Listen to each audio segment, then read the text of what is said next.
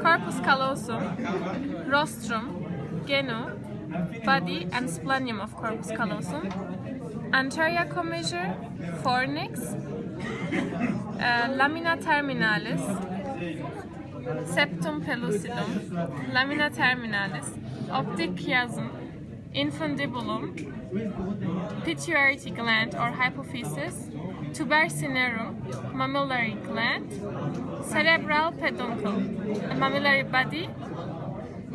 Yes, this is the mammillary body. This is the cerebral peduncle, pons, medulla oblongata, inferior medullary velum, superior medullary velum. Here the fourth ventricle, here the aqueduct of Sylvius,